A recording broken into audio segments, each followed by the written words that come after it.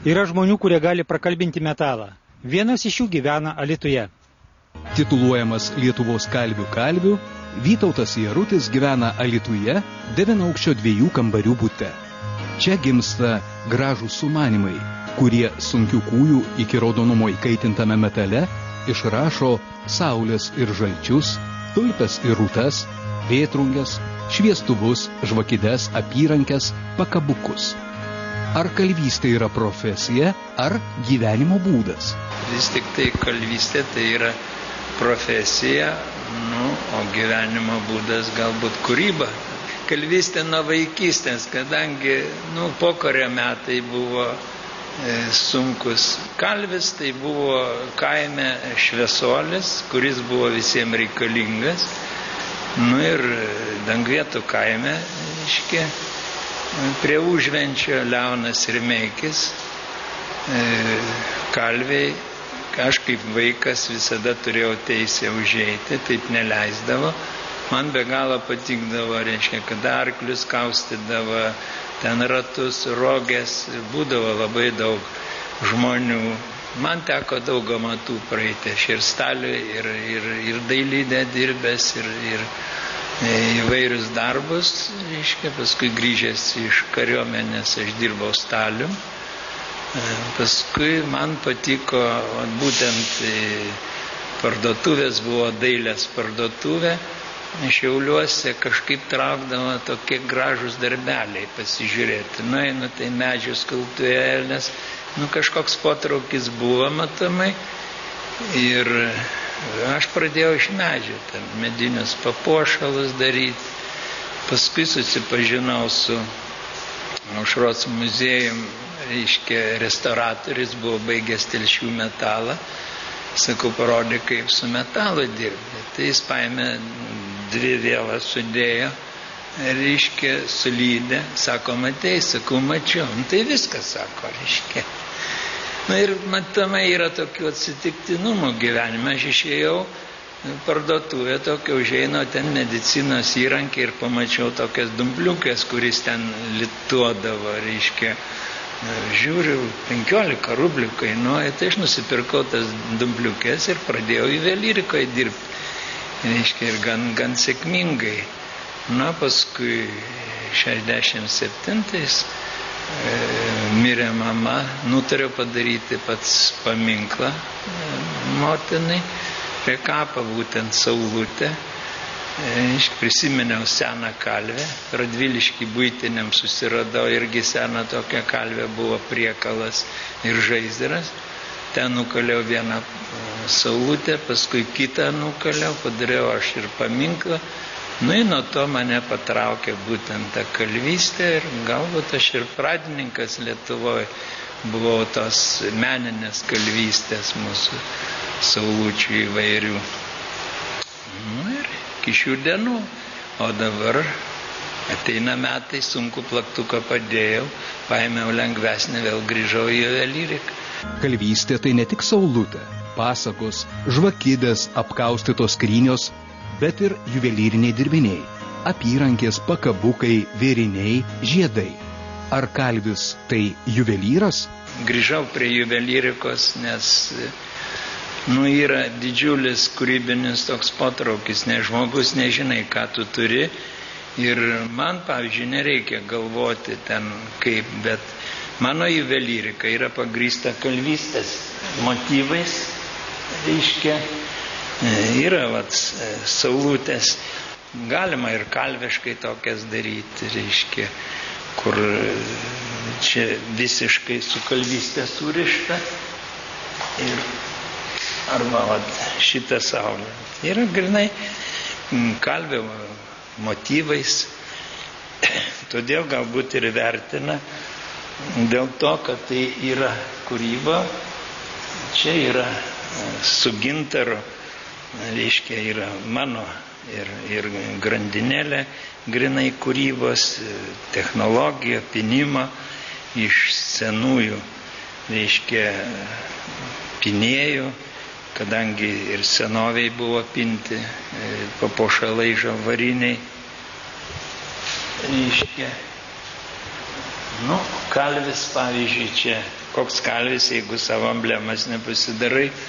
Tai čia yra grinai plaktukas, replės kalviškos, inicialai mano toks, reiškia, grinai su kalvystė surišta emblema. Kiekvienas darbas tai jį įdėtos mintis, įdėta meilė, fantazijos. O gal šie daiktai turi kažkokias galias, kurios veikia žmogų?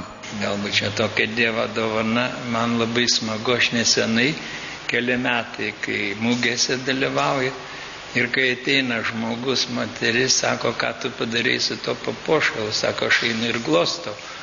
Reiškia, sako, tiek man būna miela, reiškia, nešioti ir džiaugiasi.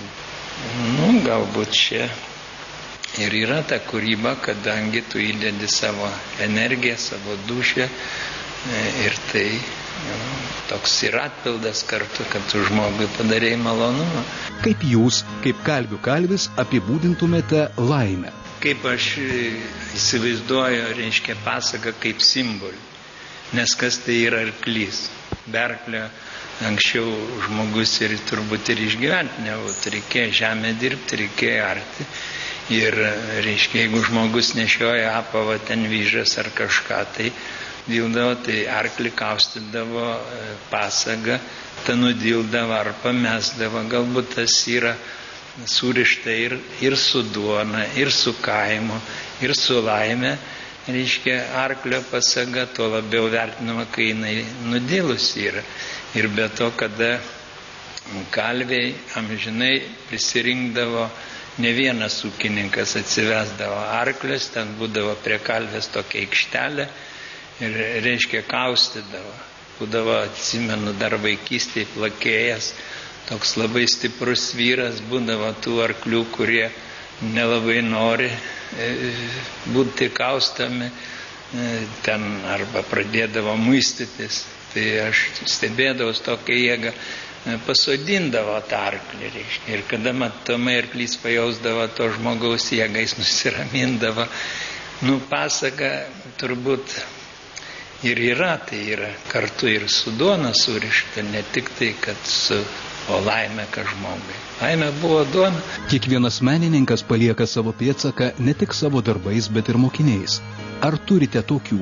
Mugės, kada demonstruoja amatą, tai yra mūsų tautos, tautinės kultūros, reiškia, demonstravimas ir pakelimas. Tai yra auklėjimas, kartu yra jaunimą, pamato, kiekvienas galbūt žmogus turi kažkokią potraukį, jis pamatęs ir pradeda vystyti. Raudoniai prie pilies man, reiškia, su žaizdru dirbant, ten būdavo didžiulė šventės, gegužės mėnesį, prie jaunas vyras.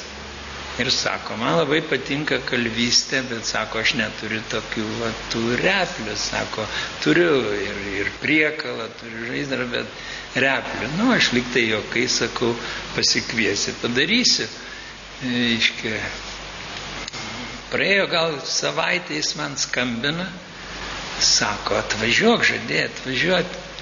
Aš nuvažiavau pas jį, tikrai buvau labai nustebintas, kad tai žmogus, kuris valdo 150 hektarų žemės, labai tvarkingas ūkis, jauna šeima, žmona mokytoja dirba ten kaime, turi kalvę, jau padaręs ir tų darbų jisai.